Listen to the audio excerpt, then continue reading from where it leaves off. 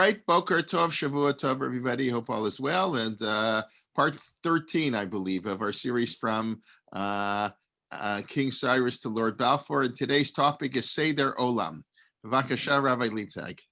So I'll begin with an apology. Rabbi Jay's been asking me for the last 2 weeks to give him a list of the topics, and I'm trying to plan out from now to Purim. I need like 3 classes on the Megillah itself, which is on the schedule, but we have like a month. I thought when the original schedule, I thought it'd be a small break, but we decided to continue. So to understand what we're going to do with the Megillah, I wanted to go through Seder Olam properly. And so what we'll do today we'll have a class on Seder Olam itself, because we're going to refer to it a lot. And in order to understand why Seder Olam reaches the conclusion it does, we started that topic last week, and how it explains the Megillah, what I want to dedicate today's share to is to understand how Seder Olam works, where it's coming from, who wrote it, and what its approach is. Now, the accepted opinion among both, especially in Chazal and even in most of academia, first of all, Seder Olam is a work of Tanaim, and it's attributed to Rabbi Yossi bar Chalafta. You've heard of Rabbi Yossi, he's pretty famous. Like Stam Rabbi Yossi is Rabbi Yossi bar Chalafta. When was he living? So we know the temple was destroyed in about 70 AD. I mean, not AD, it's CE. Gotta be careful from last week. And Rabbi Yochanan ben Zakkai, he was a great rabbi, of course, one of the big Tanaim. At the time of the Beit HaMikdash being destroyed, he moved to Yavne. One of Rabbi Yochanan ben Zakkai's Talmidim was Rabbi Akiva, and the Bar Kochba revolt. At the time of Rabbi Akiva, that's the next generation of Tanaim. One of Rabbi Akiva's Talmidim was Rabbi Yossi bar Chalafta. So we're talking about 100 and something, like the 2nd century CE. That's Rabbi Yossi bar Chalafta, and that's the time when the Mishnah is sort of forming. A Talmid of us, and Rabbi Yossi bar Chalafta was living in the Galilee, in the city of Tzipori, the same place where Rabbi Yehuda Hanasi lived, the author who he attributed the Mishnah to. So Rabbi Yehuda Hanasi pretty much is the end of the Tanaim, and he starts the Mishnah, etc., or codifies the Mishnah. So Rabbi Yossi bar Chalafta, who's writing Seder Olam, he's right before the closing of the Mishnah, which means Seder Olam is an early work of Tanaim. When it reaches its final form that we have today, that's a big argument. Is it later? Some people don't put its final form till we'll call the small Masechtot, like early Gaonim times and things like that. But that's for academians. But the main source of writing is from the time of Tanaim.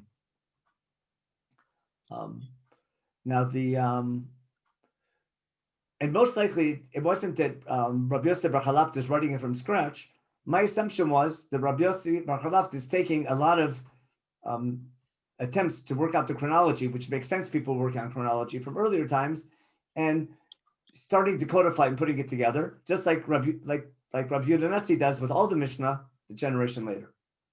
So now, what I want to do, I want to take a little glimpse into how Seder Olam begins, just to get a feel of how he works. We're going to focus on the end of the book, because he goes from Adam HaRishon, from the beginning of Chumash to the end of Tanakh. And he ends when Tanakh is over. We're going to be talking about the last couple chapters, where he talks about the beginning of the Second Temple and the Second Temple period, which is our topic. But to understand his approach, I want to give you a taste of his approach from the early years. Now, a couple of principles, which we'll see for sure. If something is a verse, you don't argue with the verse. If Chumash says Adam lived 930 years, he lived 930 years. And if it says King Shaul was king for 2 years, he was king for 2 years. And he doesn't believe in typology and things like that. Then we say he doesn't believe in it, but he doesn't use that and doesn't say, oh, it's an approximate. So whenever there's a pasuk, he's going to follow it.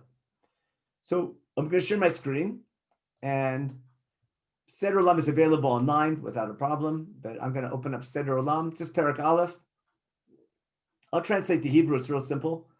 It says, from Adam until the flood. Adam HaRishon is 1,000 to the Gematria in 656 years, 1656. And what's the thing? He simply goes to chapter 5 in Sefer Bereshit and counts up all the years, which is real easy to do. And then he has to play a little bit with the years of Noach, because remember, the flood is dated to the life of Noach. We have to make assumptions about when Noach had his children. and what was the order of his children, because the question is shame the oldest without going to the details. But basically, we have from Adam to Noach based on chapter 5 in Bereshit and the story of the flood. Then he says from the flood until Migdal Bavel, to the door of Flagah, is 340 years. And from there, he proves that Noach was alive during Migdal Bavel and 10 years afterwards. Now, here comes this big statement. Avinu Avraham, I guess should be Avram Avinu, Haya b'plaga ben memchat shana. You might remember an argument among the rabbis. How old was Avram Avinu when he found God? Some people say he was 3, some people say he was 40, some people say he was 48. The primary opinion in Chazal, this is in Seder Olam, Avram was 48 when he found God. Where's that coming from? The opinion that he was 3, that means as soon as it came natural to him. The opinion he was 40, that's the Rambam's opinion, Maimonides, that's because at 40, that's when your wisdom reaches the highest level, and through deductive reasoning, Avram was able to figure out God almost like Aristotle. That's why the Rambam follows 40. But the Midrash says 48 because the Midrash does a calculation that Migdal Bavel, the scattering of the builders of Migdal Bavel, happened when Avram was 48, because there's a pasuk that says when Ever named his son Peleg, he called him Peleg because during the life of Peleg, because during the life of Peleg, that's when things scattered. And therefore, Ever, that's Rabbi Yossi, which is Seder Olam, Navi Gadol Haya Ever. Ever, not Ever, Shem's great-grandson. That's why Avram is called, the descendants of Ever are called Ivrim in Tanakh. So Ever was a great Navi because when Peleg was born, he knew that at the end of the year that he would die would be the year of Migdal Bavel. But again, he's going on the pasuk. Now, that's not the simple pshat of the psukim, but it's definitely the midrashic interpretation because the pasuk is coming to teach you something. You know, why does the Torah tell us Ki b'yamav niflaga haaretz? To tell you it was during his lifetime, and he says it can't be in the beginning. He says in bitchilat yamav.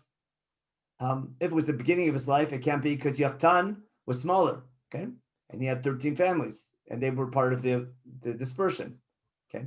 Maybe it was in the middle of his life. Listen to this principle.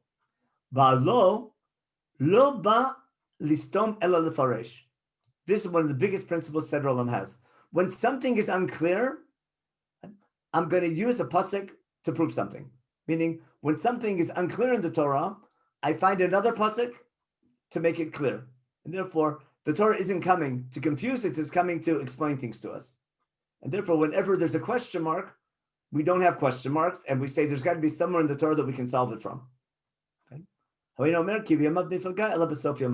Because you can't say it's the beginning, you can't say it's in the middle, therefore it's got to be the end of his life, because Chumash has to be clear with the years.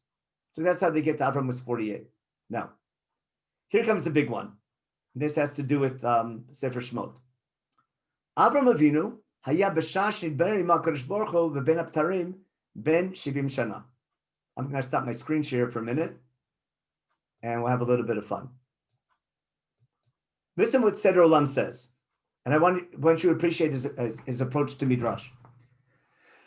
From what you remember, someone can share and tell me, how old was Avram when he made Aliyah? In the beginning of Parshat Lech Lecha. 75. How do you know he was 75? Says so, Avram. It says so. Avram ben 75 shana b'tzeitam micharan. It's the first Aliyah in Lech Lecha. If it wasn't the first Aliyah, less people would know it. But it's in the first Aliyah. Every Balfour knows it, and sure we know it. And if Avram made Aliyah when he was 75, Avram says that God spoke to Avram and beat Ben Abtarim when he was 70. How could that be? Avram didn't make Aliyah till he was 75. And Brit Ben Abtarim is in chapter 15 in Sefer Bereshit. So Seder Olam claims that chapter 15 in Bereshit precedes chapter 12. Avram was already in Israel beforehand. And God spoke to him in Brit Ben Abtarim when he was 70. And Avram made Aliyah 5 years later. What's the source? Now I want to show you how Seder Olam works. Let's go to Parshat Bo, and let's have some matzah. Not matzah, let's have some fun. Wrong source here. You want to see my email? Okay. In chapter 12 in Sefer Shmot. Wait, did I share my screen? I did not share my screen. My mistake. Okay. Chapter 12 in Sefer Shmot, Perek Yud Bet. In Pasuk Lamed Zayin, we leave Egypt. In verse 37, we go from Ramses to Sukkot. Erev follows, and we bake matzah for breakfast because we were thrown out of Egypt and we couldn't linger. Now listen carefully. Umoshav b'nei Yisrael asher yashvu b'Mitzrayim 30 shana ב-400 shana. How long was the settlement of the people of Israel, the children of Israel, in Egypt? 30 and 400 years. Vayhi. And it came to pass. Miket 30 shana. These are very bold verses. These are like, the grand conclusion. And it came after 30 years and 400 years. Vayhi be'etzem hayom hazeh. On this very day, Yatzu kol tzivot Hashem me'eretz Mitzrayim. All of God's hosts left Egypt. Now, the simple understanding of this text is from the time Yaakov and his sons, what we read in Parshat Vayichi, or Parshat Vayigash already, in the end of Sefer Bereshit, the 70 Nefesh should go down to Egypt. That the Torah, it's exactly where Sefer Shmot begins. From the time when Yaakov and family come down to Egypt and settle, Yosef tells them, Yeshvuna be'eretz Goshen, come and settle in the land of Goshen. The simple understanding is that Am Yisrael is in Egypt for 430 years from the time of Yaakov coming down to Egypt, when Yaakov was 130. Because when Yaakov goes to Pharaoh, he's 130, and Yosef is 39. That's the simplest reading. Chazal don't accept that. Why don't they accept it? Well, there's a problem. What's the problem?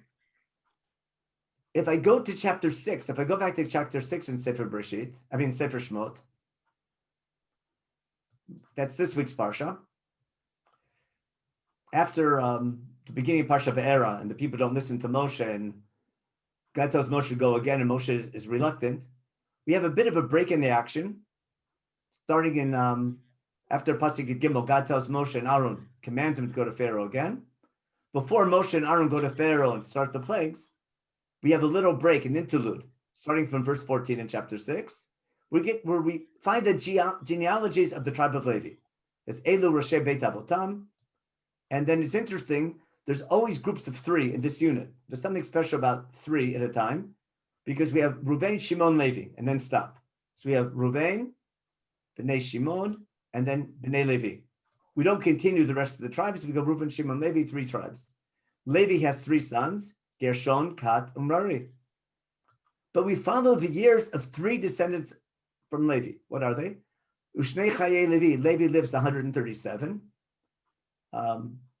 Kat, his son, lives how many years? Ushnei Chaye Kat, 133 years.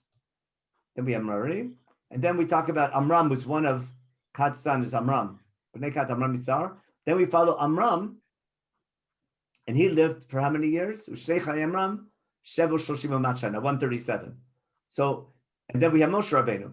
So if we look at the generations from Levi 137, Kahat 133, Amram 137, and then Moshe is 80 when we leave Egypt, there aren't enough years to get to 430. Why? Because Levi was already born when we came down to Egypt. In fact, you can do a calculation. Levi was about 45 when he came down to Egypt. But assuming that the children are born before the father dies, no, if Levi gives birth to Kahat before he died, which obviously probably gave birth already when he came down to Egypt already, and if Kahat gave birth to Amram before he died, and if Kahat gave birth to Moshe, if Amram before he died, then there's no way I can get to 430 years if I do a calculation of all the generations from Levi, Kahat, Amram, Moshe. You can do the math later on your own. But basically, because of these psukim, I can't calculate. The 430 doesn't work. In other words, the Torah says it's 430 from the time we're settling in Egypt, but 430 can't work out from the time that Yaakov is 130. You can do the math, it doesn't work. Rashi does the calculation for you here as well. Now, because I can't go from that date, I have to find an earlier date. So what can I date to? Because of that, we'll see in a minute, what does Seder Olam do? Seder Olam now is going to go to Brit Ben Abtarim. I'm sure you remember chapter 15 in Sefer Bereshit. And in Brit Ben Abtarim, what are we told? What does God tell Avram? V'yomer l'Avram yodo teda ki ger yezarcha be'eretz lo lahem v'avadum v'inu otam 400 shana. So what do we know? That Avram's offspring, ki ger yezarcha, your offspring will be strangers in someone else's land for 400 years. From here, Chazal deduced that it has to be at least 400 years from the birth of Yitzchak until we leave Egypt. What's Seder Olam going to say? Because because the psukim come to clarify things, not to confuse things, I have to follow the minimum. Therefore, from the birth of Yitzchak until we leave Egypt is 400 years. And when the verse says it's 30 years and 400 years, it's 400 years from the birth of Yitzchak and 30 years from the time, from before then, from the time that God spoke to Avram and Brit Ben Abtarim. So because of this pasuk saying 400 years, and when we leave Egypt, we say it's 30 and 400 years. So Chazal say I have to go back 30 years, and Avram was 70 in chapter 15. So it's Chazal say that this whole story of Avram in Brit Ben Abtarim happened when Avram was 70. Hope you followed the logic. Let me just go back to, let's look at Seder Olam now. So not this one, but this one. Now we'll follow. Avram Avinu haya b'shashin berimo HaKadosh Baruch Hu ben Abtarim ben 70 shana. Got it? What's his proof? Shneimar v'hi miket 30 shana v'arbamot shana, but we just read in Shemot chapter 12. How is that a proof? Why? And after God spoke to him, he went to Haran. He went back to Haran. No, it's after Brit Ben Abtarim, he went back to Haran. Vasasham Chamesh Shanim, because it says in Perek Yud Bet, Avram was 75 when he B'tzeto Mecharan. So you see how Seder Olam works backwards? It's because he has to take the years literally, it has to do a calculation, keep a minimum. He says Brit Ben Abtarim happened when Avram was 70, and he must have gone back to Haran for 5 years, and he left Haran again in chapter 12, and Chumash is out of order. Now, then he does a cheshbon how many years from Torah Flaga. Now, then he says the same year that Avram came from Haran and came to Israel was the same year as the famine. He came to Israel for a couple of months and went right down to Egypt. That's chapter 12 in Sefer Bereshit. And that's when then he does the calculation of the war of the 4 kings and 5 kings. Anyway, that's a little taste of Seder Olam. Now, then he does a cheshbon of when Yitzchak was born and when Yitzchak married Rivka and how old Rivka was. Basically, Seder Olam wants to calculate all the years that of every event in the Bible. Then he does a nice calculation of who about Yeshivat Shem Ve'ever that Yaakov was living, had 15 years to live with Avraham Avinu, and he had Shem for 50 years. Basically talks about how we get to Yeshivat Shem Ve'ever. Then he talks about which people's lives overlapped. Adam HaRishon saw Metushelach, and Metushelach saw Shem, and Shem saw Yaakov, and Yaakov saw Amram, and Amram saw Achia Shiloni, and then Eliel saw Eliel Shiloni, and Eliel still alive. These 7 people, trace. That's how he traces human history from the beginning of Adam HaRishon to Eliel and Avi. Now we get to our topic, what we said before. God tells Avram Avinu, Brit Ben Abtarim, Yodot Teda Ki Ger Yezachar 400 shana. Okay, and what's his zera? Is Yitzchak. Shemar Ki Yitzchak Yikrei Lechazara. Then we talk about how old Yitzchak was and Yaakov was, and then if that's the case, if Yaakov is 130 when he stands in front of Paro, and it's 400, and Yitzchak was 60 years old when Yaakov was born. So from the birth of Yitzchak until Yaakov goes down to Egypt is 60 and 130, that's 190. And that's why we have 210 years left in Egypt, and that's called Redu Shama. I'm sure you've heard of the 210 years we're in Egypt. So from the time Yaakov and family come down to Egypt, it's 210 years. So then he has the whole thing about Eov, overlapped the whole time in Egypt, but that's a whole different drasha. Okay, then we get to the Exodus.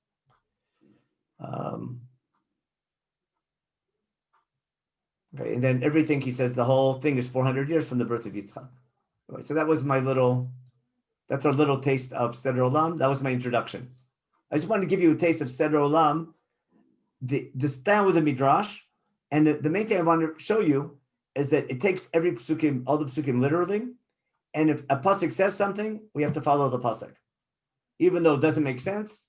But if it says 430 years, I got to figure out the 430 years, even if it means moving chapter 15 before chapter 12 and making Avram 70 Brit Ben Tarim before Parshat Lech Lecha. Okay, let me check the chat now before we go on, and then I'll start our main topic. Okay. Again, Rabbi's comment. The Torah does round off numbers. Okay.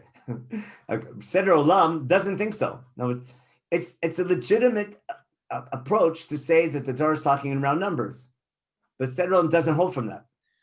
The only problem is it's impossible to say the Torah doesn't round numbers, but we can discuss that later. Impossible. It's impossible that Moshe was 80 when he went to Paro and they spent 40 years in the desert and he died at 120. Something there has to give because he does. So time Seder Olam lag. deals with that. He deals with that. Right. There was a time. Anyways, we can discuss later. And clearly, the Shvatim, I'm sorry, I made my comment to you privately, so people, but I mean, you didn't have to respond to it, but you may. Now the 48 years is a result of the Chumash doesn't say 48 years. That's a calculation, 48 years. Okay. Now, the 430, in my opinion, the simple pshat is it's 430. That's how long they're in Egypt for. That explains how we get to 600,000 people. But again, that's my whole point.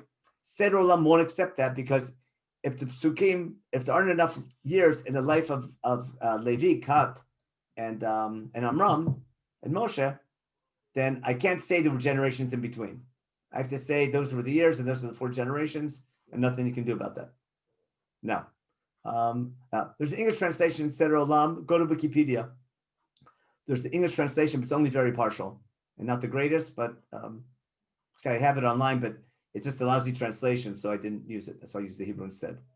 Okay, someone says, the English translation, and I guess there's somewhere. Look on the chat, and someone found out maybe a better one by Heinrich Guggenheimer. Okay, now we start today's class. What I want to show you is how Seder Olam did all the calculations we talked about last week. But I want to show you how he does them, okay?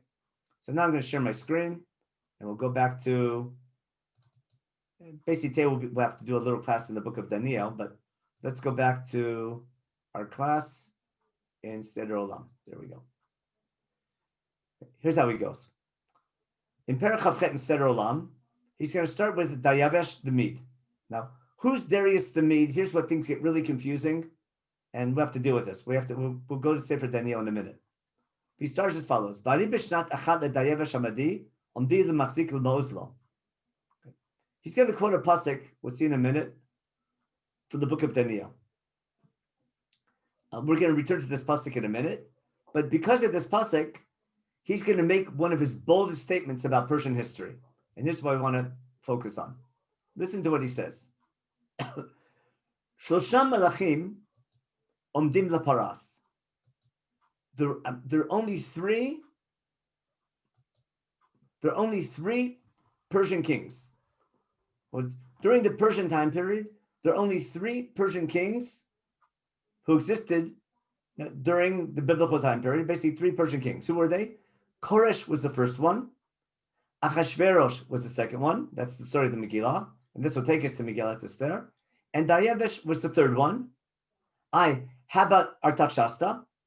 Remember what we said last week? Daryavesh is Artaxerxes. And after Artaxerxes, who's Daryavesh, he's killed by Alexander the Great. And that's where we crunch all the years. So listen carefully. There are 3 kings, Persian kings during the Second Temple period. Koresh and Achashverosh before the temple was built. Daryavesh Shabanet et Habayit. Okay. We'll see the 4th in a minute. That's the 4th one for Madai. Now, let me show you what he's talking about. And I see there's a lot of questions coming up here. Let me just check the chat real fast before I continue because I think someone's confused. Oh, the people have sound. Okay. Everyone has sound. We're good. Okay. I'm sorry. There was questions about the sound. Now, the what's the source of these three kings of Paras? Now, just a quick jump ahead to outside history.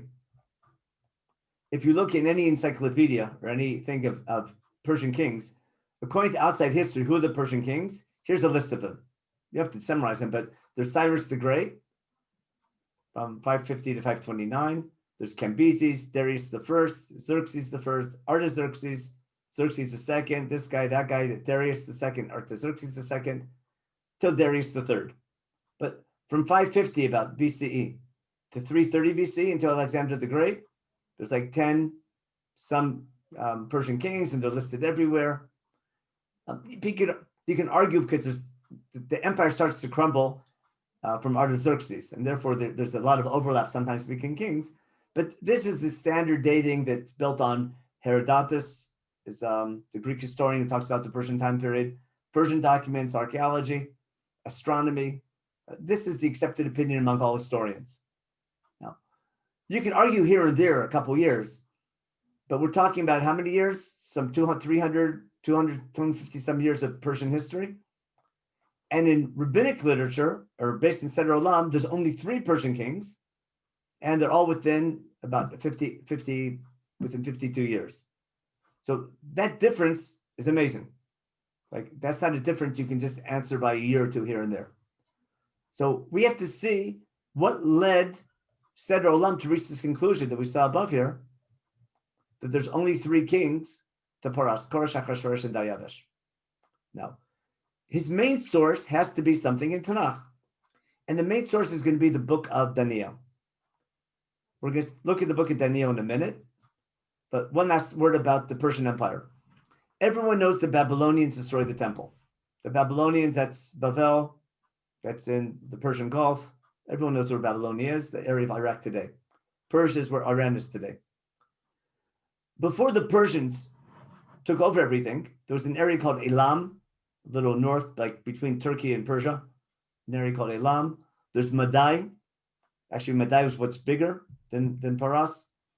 Madai is north of Persia. Persia was relatively small, but Koresh was this king of Paras who took over Madai and then took over Elam, and basically then afterwards took over Bavel. Now, Daniel, I'm sure you've heard of Daniel. Daniel was a young child when the Babylonians exiled Judea. Remember, he goes into exile, I think, with Yoachin, the first wave of exile. He's a little child. He grows up. He becomes a big shot. He starts interpreting dreams. And remember, Daniel is not in Nevim, it's in Ketuvim. It means Daniel is not a Navi. Because God doesn't speak to him. He speaks to him through dreams, but he's not in Nevim. It's not Nevuah things of, it's not the same level of Nevuah as like Yirmiyahu or Haggai or Malachi. And things in Daniel are very cryptic. In fact, it's the first book in Tanakh where things are like really strange, where prophecies, like amazingly strange prophecies. It has to do with being in exile as well. Let's take a look in Daniel. Let's open up the book of Daniel.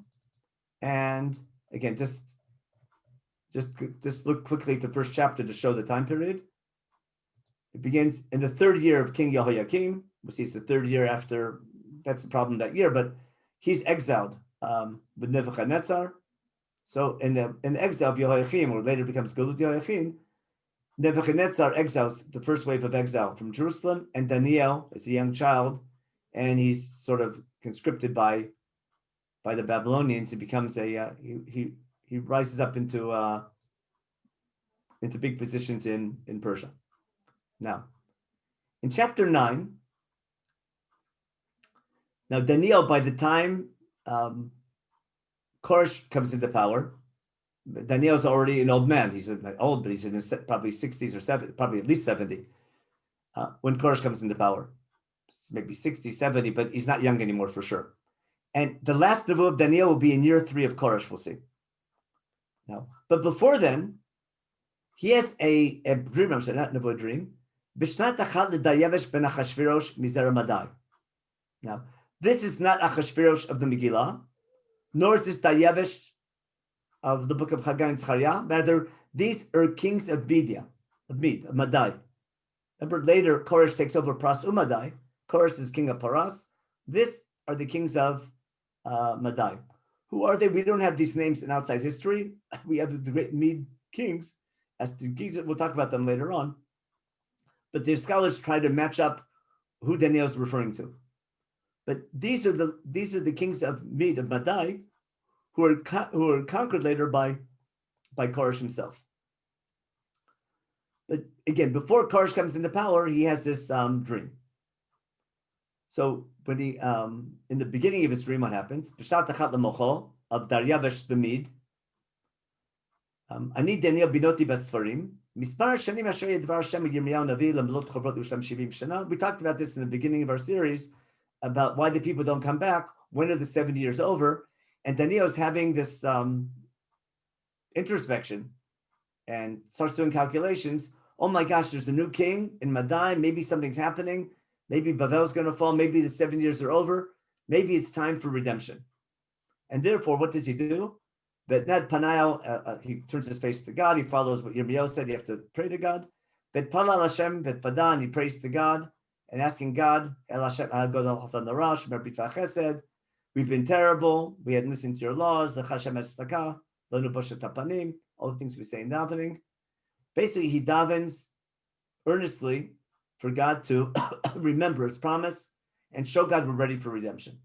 And then Batashma leinu tfilat avdacha batuchnav ver panecha mikdashcha shamim leman Hashem. What we quote in davening on Mondays and Thursdays. We basically quote this whole section. And all this is on. We'll be saying it tomorrow morning. But basically, Daniel is praying that God will bring the people back now to Jerusalem and rebuild the temple. As part of God's answer, he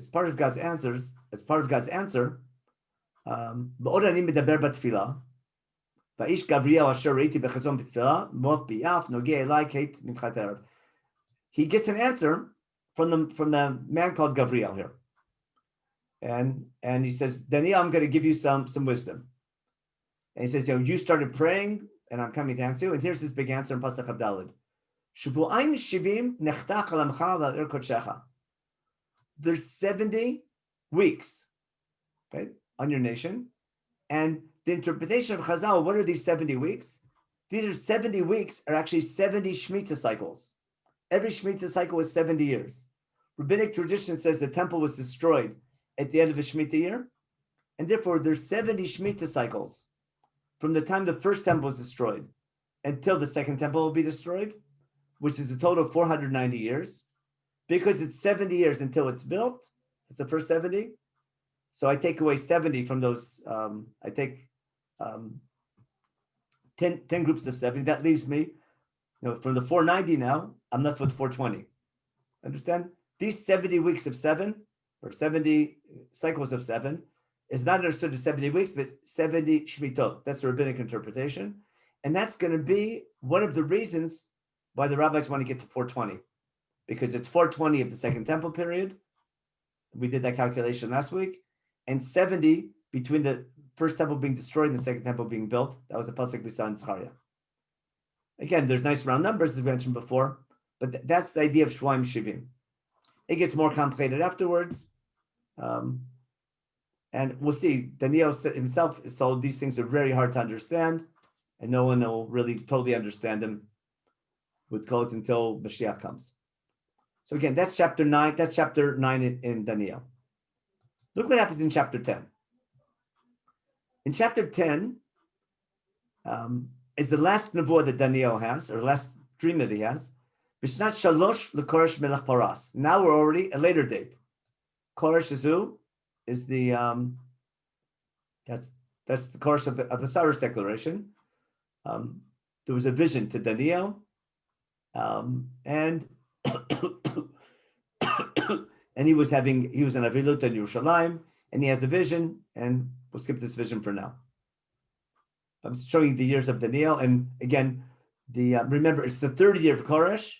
In Seder Olam, because this is the last mention of Koresh in Tanakh, Chazal assumed that Koresh was king for only 3 years.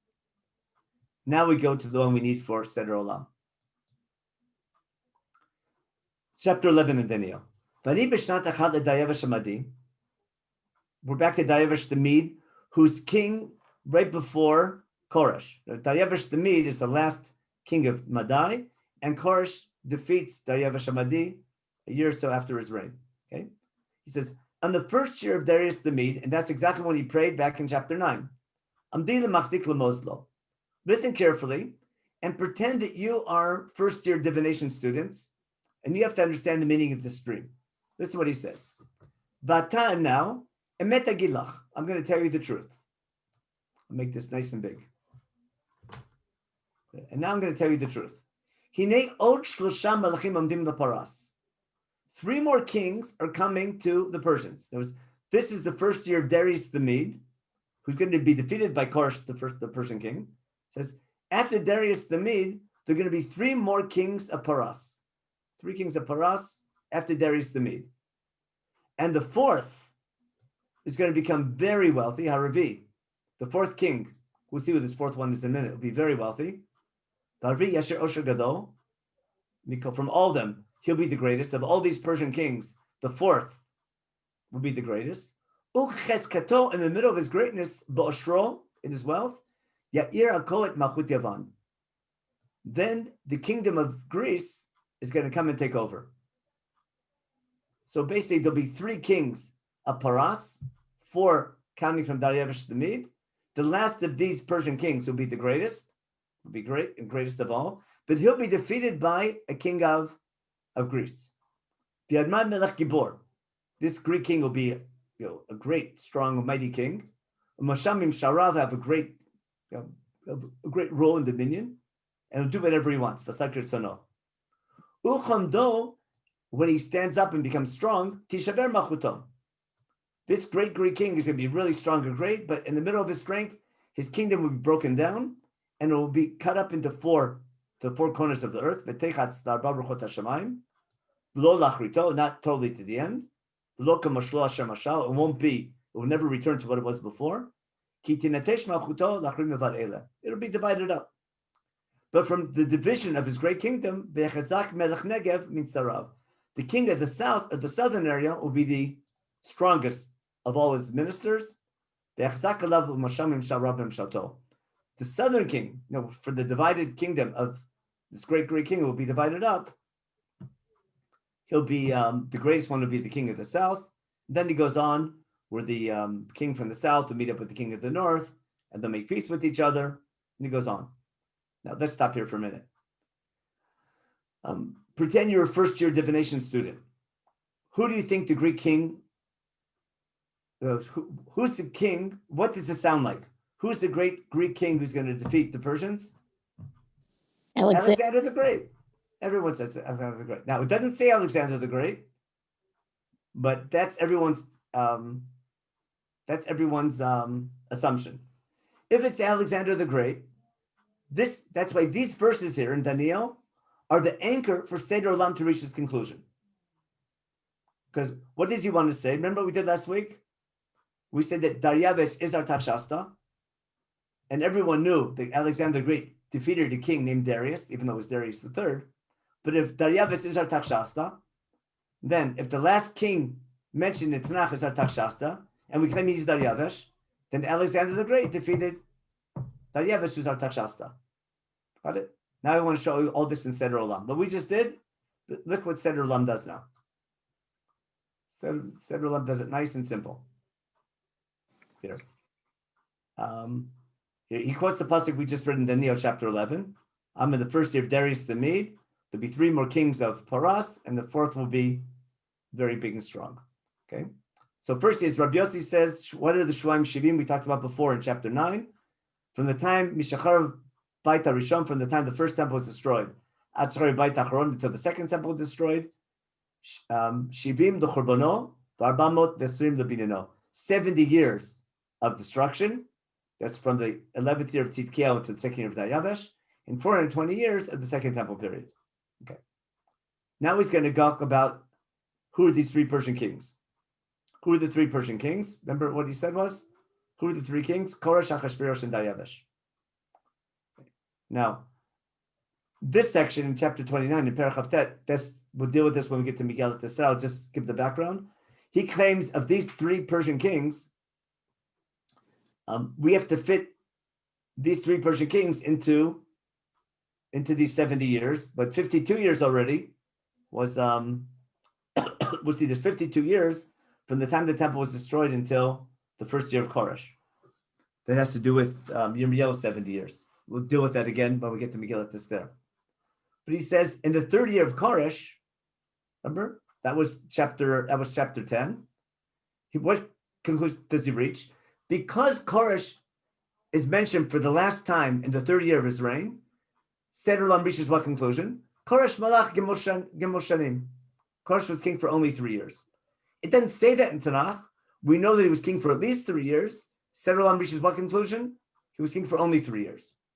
Achashverosh takes over, and Achashverosh is king for, we'll see, 14 years. When we do Megillat Esther, we'll do this calculation. That's 4. Now, let's look at the next one. Okay. The rest is everything we have in all the events of Megillat Esther. That's 4 and 5. Okay, and then here we go. We have to get now to what we talked about last week. It's a 6. Okay. What happened in the second year of Daryavesh? Okay, he says in the second year of Daryavesh is when the temple was built. Again, we'll see. He holds that this is after the story of Purim. We'll disagree with that, but that's the Shitaf Seder Olam. Okay. V'chein Tzchari Omer, we read this last week, on the 24th day of the 11th month in the second year of Daryavesh. Tzchari had his nevuah, and God told him in that dream, or in that vision, Ad matay lo terachem et Arei Yehuda v'et Yerushalayim asher zamta zeh 70 shana. And there we know that it's 70 years from the destruction of the temple until the second year of Daryavesh. So that's what we talked about in last week's share. I'm just showing you Seder Olam quotes the exact same psukim. Then we saw in the book of Ezra that they finished in the 6th year. Therefore, Kol Arba Shanim Haya Bait Nivneh Shenamar what we saw in the book of Ezra that's finished in the 6th year of Daryavesh. Now comes his big bold statement. We spent a whole year on the gap between year 6 of Daryavesh to year 7 of Artaxerxes, which was from chapter 6 of the book of Ezra to chapter 7 in the book of Ezra. And what does he say? After the temple was built in year 6 of Daryavesh, Uboto Hazman, the Shana Haba, Allah Ezra mi Bavel, B'galut Acheret imo. What conclusion does Seder Olam reach? The same thing we saw in our class last week. The next year, in other words, there is no gap between chapter 6 and 7 in the book of Ezra. And at the same time, the next year, Ezra comes from Bavel together with another wave of exile. And he quotes the pasuk from Ezra chapter 7, Achar Dvar Me'ela, during the reign of Artaxerxes. We get the genealogies of Ezra, and he comes to Jerusalem in year 7 of Artaxerxes. Okay.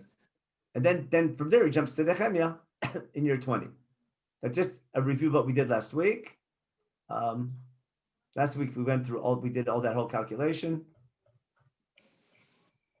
Did we that one? No, that was in the week beforehand.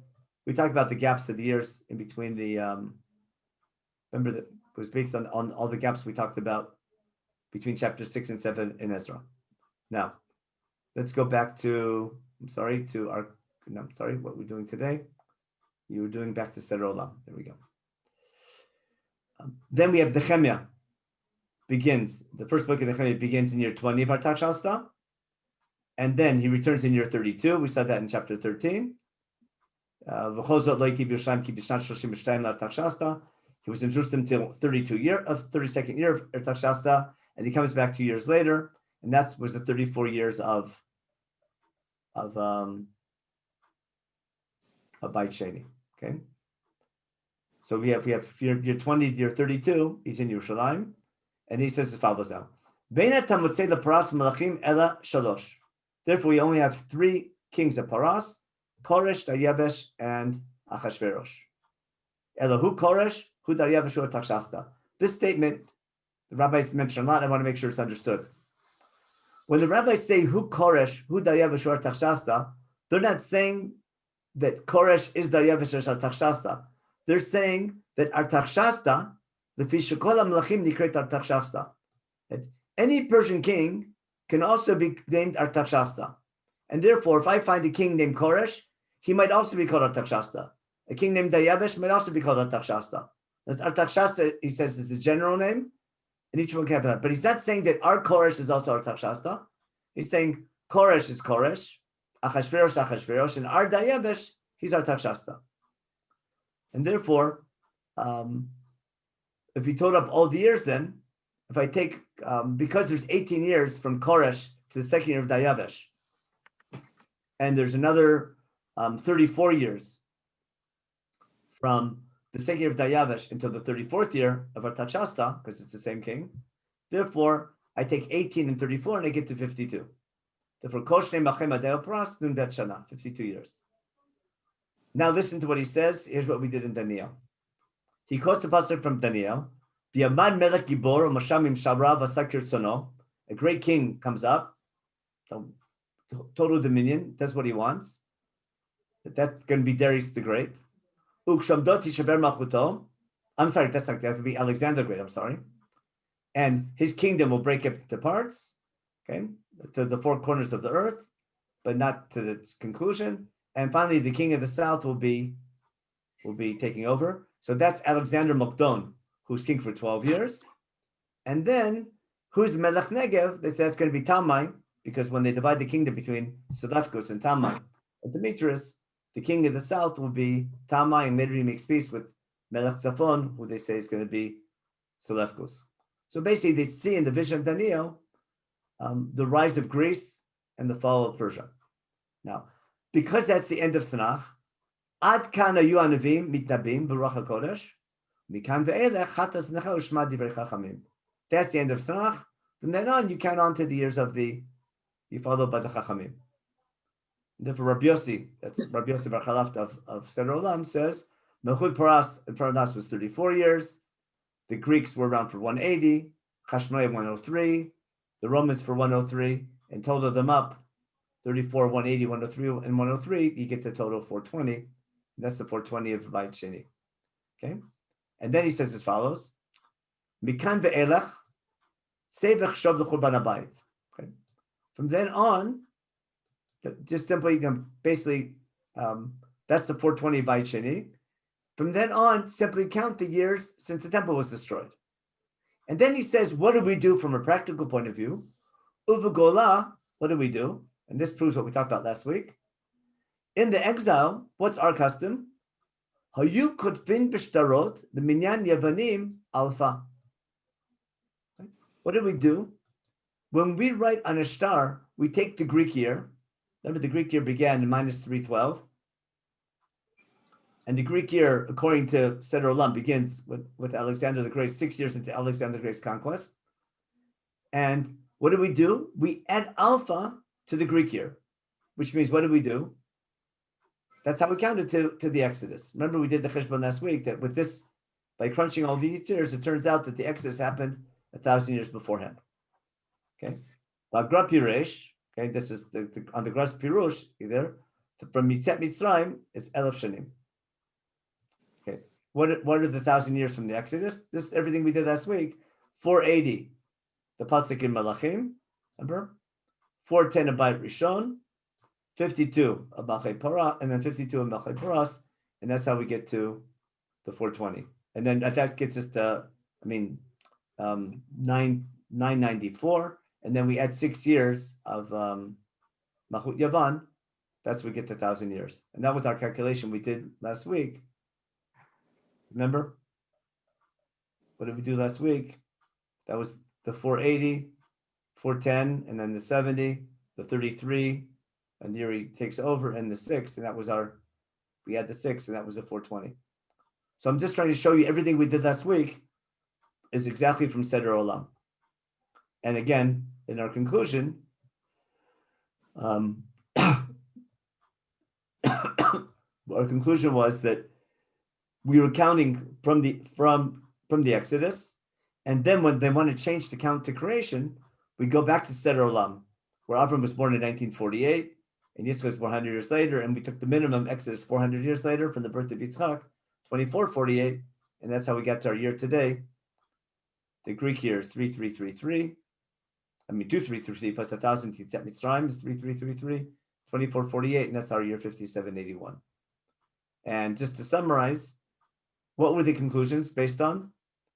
It's based on taking all the years literally in Sefer Bereshit, that Yitzhak Mitzrayim happened 400 years from the birth of Yitzhak, which again is not the simple meaning of Tanakh, but it's understandable. Seder Olam with the years don't come to confuse you, but they come to give you the answer and always take the minimum. That was based on Brit Ben Abtarim. And then there's no gap between chapter 6 and 7 in Ezra, which again for sure is Pshat. And then the year when Tanakh ends, Alexander the Great comes next year and takes over Elam, and 6 years later he takes over the rest of the Persian Empire. And there's only 3 Persian kings. So that was a taste of Seder Olam. And we'll show you one other thing in a longer Seder Olam. Let me stop this year. One second. We're Seder Olam. That was the end of the, that's the table we did last week. There's another Seder Olam, not this one. Here we go.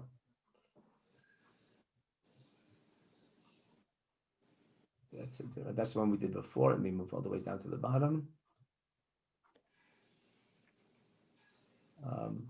There's one other thing Seder Olam says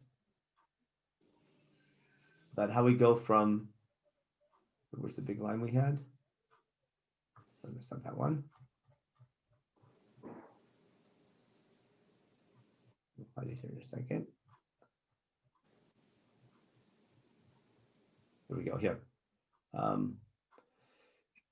We said this Rabbi Yossi and we count to the name. Okay. Then he says then he has the 8 Greek kings that takes all the way to Herod and Churban Habayit in Seder Olam. There's a little addition to Seder Olam. Then he talks about the Chemed Bar Koziva, that's a Bar Kochva revolt. He talks about them. And then he talks about all these psukim from Daniel. And then we'll see there'll be these calculations going to, here we go at the end, but so I want to show you. When I said, Sikha Lantani de Seder Olam Rabbah, that's the end of the Braita of Seder Olam Rabbah. And there's another version where there's an addition from even after the Persian time period. They add the years of the Second Temple period all the way to after the Bar Kochva revolt, or basically to the time of Rabbi Yossi Bar Chalafta in Beit Sheni. But again, the original work is primarily to the end of Tanakh, and then there's going to be, what I just showed you, all this section that I'm just going through here is a later addition to Seder Olam that takes you up to the time period of Rabbi Yossi Bar Chalafta. But pretty much is based on Greek history. So let me take questions real fast. Let's see what we had in the chat.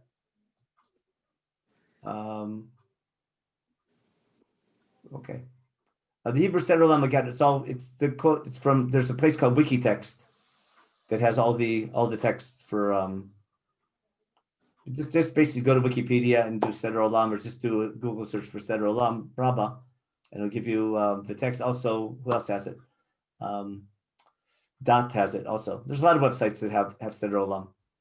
There's different Girsot, but those are the main. They're pretty much all identical. Now, let's go back to the main question of I'm sorry.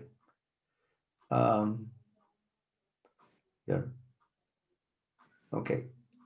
I want to go back to what we were talking about last week. And what's the main reason we did this? The main reason we're doing this is because we're going to focus starting next week on what happens during Megillat Esther. Now, once we say there's only 3 kings to Persia, and we crunch all the years, we're forced to put Achashverosh between Koresh and Daryavesh. Got it? Which doesn't fit the outside history. But once I say that Achashverosh in the story of Megillat Esther has to be between Koresh and Daryavesh, hence it's before the temple was built, that's going to cause us to read Megillat Esther in a very special way. And there'll be tons of midrashim because of that that'll read into Megillat Esther. For example, why is there a party in the 3rd year of Achashverosh's reign? So we'll see what that has to do with Yirmiyahu's Nevuah.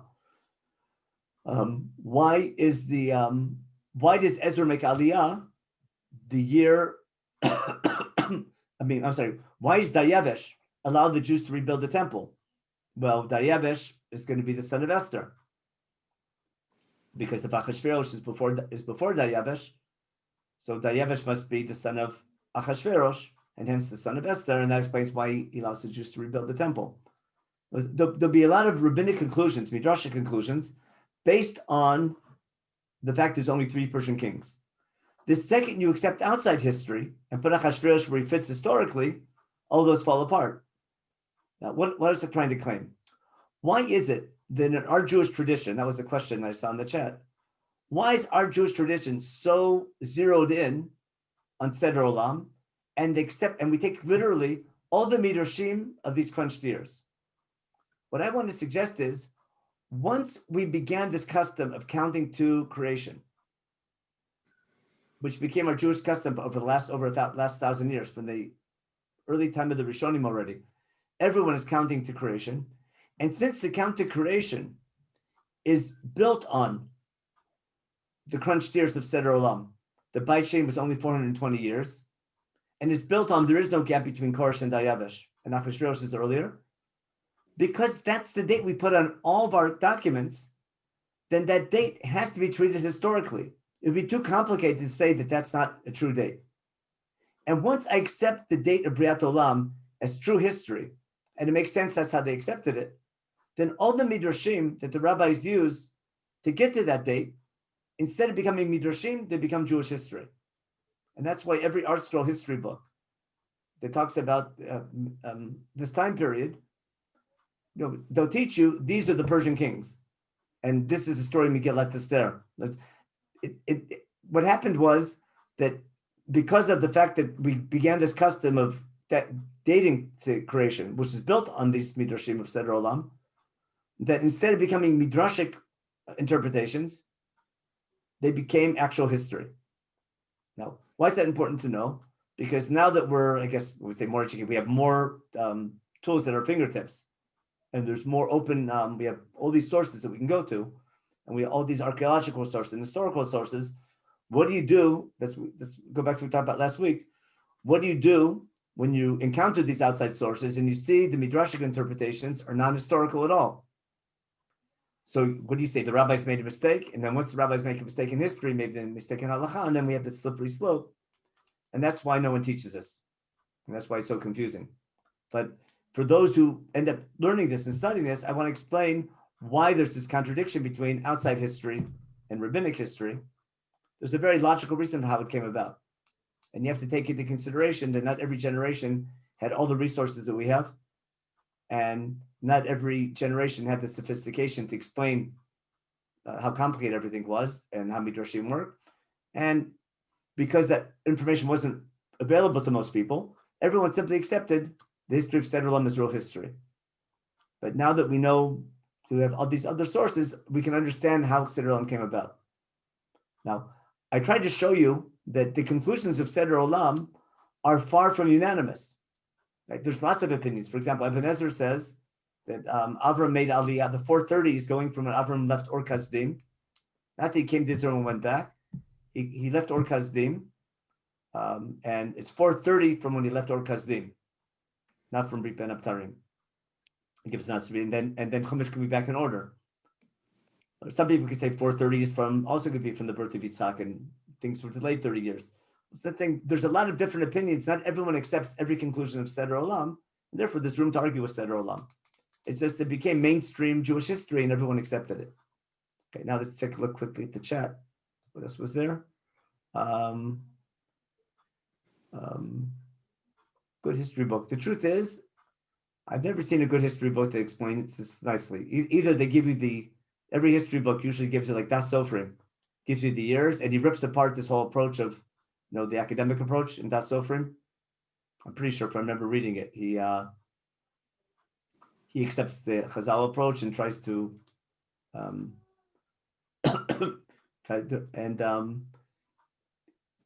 in Dat Mikra, in the book of Ezra Nehemiah, they talk about the missing years and they follow the historical approach.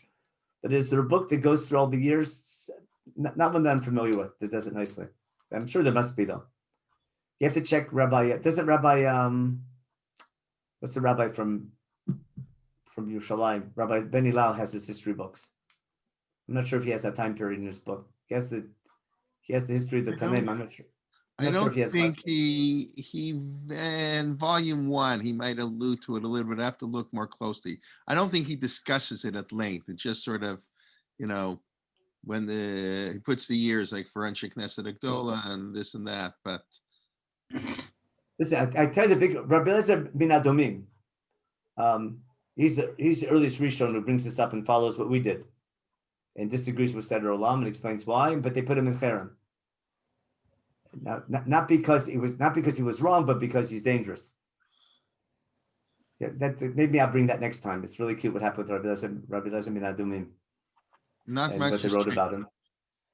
Yeah, not bad. But I'm saying you can understand why it became accepted, because the Gemara quotes Seder Olam, and our calculations are based on Seder Olam, and those are the years. Remember when you do Birchas Hachama, you do like how many years when remember creation was 3760 BCE. If you remember when they did Birchas Hachama a couple years ago, all the calculations of Birchas Hachama are built on this, and it's ridiculous because it doesn't hold water astronomically or historically. And it's not even shot of the Gemara what it means when you see the sun, the moon, and the Tkufa. The Tkufa really means the solstice, but they would mark the dates, but that's something else. Yeah, Bishop first has Jerusalem conflict, but he doesn't use. He just brings everyone with the different opinions and shows you half the people this way, half the people that way. But he doesn't do what I did. Let me just check the other things. The opinions of Hos Seder Olam to be accurate is understandable. They had no other sources in front of them. Okay. Whether rabbis can make errors, the rabbis accept to make errors. That's for sure. You can have, if rabbis didn't make errors, there wouldn't be all these arguments. You can reach a conclusion, but again, it's not psak halacha that changes. It's just how they viewed history. Now, again, it's too complicated to teach people, so they just keep it simple. That's all. David Glatt. Okay, there's a book by David Glatt. They say it's good. And Seder Olam in Hebrew. Yeah, it's online. Just do a search online for Seder Olam Rabbah. There's also Seder Olam Zuta. There's Sefer Megillat Antiochus. It talks about Second Temple history as well. Rabbi, just to pick up on Today was what the last complicated share. Next week we'll get more. Today was very complicated. I just wanted to give you a taste of Seder Olam to show you how complicated it was. Next week we're going to start Megillat Esther properly, and what we need to do is we have to go back to the books of Ezra and Nehemiah and study them. That was the main thing I wanted to do, and to understand Megillat Esther and when it fits, I have to read the rest of the book of Ezra when Ezra makes Aliyah and see what he finds. I see what Nehemiah does, and see, does it really make sense? When I look at Ezra and Nehemiah, both books together, where does it make most sense to put Megillat Esther? Okay. The source sheet simply Megillat is the same story we had last week, and Megillat Seder. Didn't I send you Seder Olam? No, you didn't send me that source. I'm sorry. I sent it to Alan. I'm sorry. I sent it to Alan. I forgot to send it to you. I was Send it to me and then we'll put it on the website. I know. Okay, I get all the blame. It's fine. No, it's my fault today. No, it's okay. No problem. We'll put it up. We had a car problem today, and I didn't get everything out in time. But just really to pick up on what we discussed last week. Again, this is a big educational issue, especially in the modern Orthodox world. That's what we're talking about. Yeah. How do we sort of teach the Chazal approach, the Midrashic approach, which may not be historically true? And I think for much of our world, that's hard for people to accept that. And it really does, even if you don't want to, people sort of say, well, Chazal got it wrong. And no, but what I want to show you is when Chazal make a statement that is so obviously historically wrong, they didn't think it would, they never thought it would be taken seriously. And when you read, what my point is, that's what I have to do next week. When I read the rest of the book of Ezra, it's going to be so obvious that Artaxerxes and Darius can't be the same king. Anyone just reads the simple Hebrew. There's absolutely no way that Darius could be the same king as Artaxerxes. And when Chazal say that in the Midrash, that was my point. They're only doing it to turn the Jewish year, the Greek year, into a Jewish year. And they had no intention of it being real history. They just did a little acrobatic exercise to make it work out. But I don't think when they said it, what's one of my proofs? One of my proofs is going to be is that Rabbi Yosef Bar Chalaf of Seder Olam is a generation after Rabbi Akiva. Rabbi Akiva is right after Josephus. Now, Josephus, when you read Josephus, maybe I'll bring it next time. Josephus has all the Persian kings, like outside history. Where he puts Megillat Esther, we'll talk about. He puts it much later, but definitely not the way Chazal put it. In other words, Josephus, who is a frum Jew, maybe he was a bit left wing once he became a traitor, but I think he was a Kohen, if I'm not mistaken. He knows what's going on in Jerusalem. He's the expert on it, and if he's aware of all the Greek kings, and he writes about them and he quotes them all, he's aware of all of them, and he doesn't follow Seder Olam at all, that means that the Tanaim are aware of the outside history. And if Seder Olam is quoting, materials from Tanaim, and it's Rabbi Akiva is aware of Josephus, or not maybe the person, but that's the same time period. It doesn't make sense. Josephus knows something that the Tanaim don't know. So in the time of the Tanaim at the end of the Churban are aware of outside history. That's for sure. And therefore, when they make that statement that Daryavish is our Takshasta, I don't think they're making it. That's not how they understood history. They were just doing that to turn the Greek history to Jewish. And I think there's ample reason to do that without having to. It's not they made a mistake in history. It was more important for them for the Greek year to be a Jewish year with the Alpha. I mean, I agree with you, but I don't think that's a common belief system among most from Jews. They don't. It's not taught that way. That the midrashim, that the rabbis didn't really mean it. I teach it that way, but what Norman put out. This is also what Norman mentioned. When you look at biblical dates, they put the temple destroyed in 432 BC, but everyone knows it's 586. That's 160 years that are missing. Yeah. Let me ask you, if I may, does somebody else have a question? I don't want to, somebody wants to jump in. Otherwise, I guess maybe I'll just raise the issue. In other words, why does the Chumash do this? In other words, the idea of 430 years and 4 generations, it clearly doesn't jive together well. You either have to 400, I learned we say typological, right? Not typological. I was corrected last week. They have to be typological numbers. Listen, I'll show you something. 40, always good. This is a rule of thumb. The number 7 always goes with Shem Elokim. The number 40 always goes with Shem Yud Kei Vav Kei. The flood, B'Shem Elokim, the flood, B'Shem Yud Kei Vav Kei is 40 days and 40 nights. Creation, everything with nature is always 7. So the dreams about a famine, remember there'll be 7 years of famine, 7 years of good. It'll always be 7.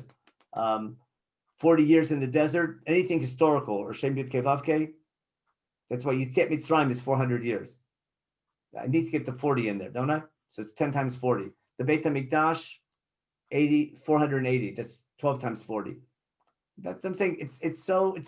It's too rounded off to be true. Owen Sefer Shotim, 40 years, and 4 times 40 years, and 1 time 80 years. Those are typological numbers that weren't written to be taken literally. But Seder Olam does take them literally. I just think the goal of Seder Olam, that's why I want to repeat my main conclusion from last week. If you're living in the Second Temple period under Greek rule and everyone's using the Greek year, and you'd rather have a Jewish year, it's worth a little midrashic acrobatics to turn the Greek year into a Jewish year. It's such a great idea, and it caught on. It became viral. Everyone accepted it, and it's so nice that the Greek year becomes a Jewish year. Remember, by adding alpha, and we see they added alpha to the Greek year. And therefore, because that became the dating system already in the Second Temple period, once Chazal used Minyan Shtarot, and that was a minute to use Minyan Shtarot, to turn Minyan Shtarot to a Jewish year, you need to crunch the years. In my opinion, that's reason enough. And once everyone's doing it, then they take the Midrashim to reach that conclusion is real history, and that's fine for them. But why do anything else? There's no need to. Now, what I was trying to show you is the fact that the book of Ezra skips the years, that allows Chazal to crunch the years. The fact that prophecy pretends like they don't exist, so that enables Chazal to say they don't exist. Not that they didn't exist, but it's a reason to ignore them historically. It could be different pieces of history. You got one more question, really, in the in Chaco. If you want to take a look at that, and then we'll call it a morning, an afternoon, or an evening. Okay, wait. So what happened since you discussed Daniel? Mel's question on Daniel. Oh yeah, why they write? Listen, Daniel is probably from different. that's complicated. But the fact that Daniel talks about the king of Greece, Menachem Yavan, taking over, that's why they put it into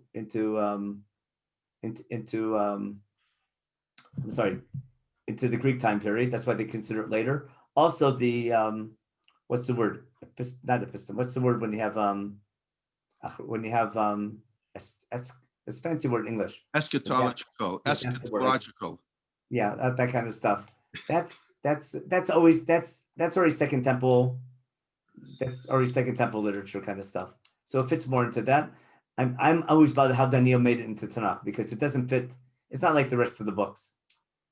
The stuff is really strange. Now, behind all this, and that's the topic for Marty Lakshin, is that there's a lot of Christianity polemics behind this, which I think is probably the real reason, because they take Daniel's nevuot, they see Daniel's nevuot Daniel's predictions or dreams are going to lead to their Messiah.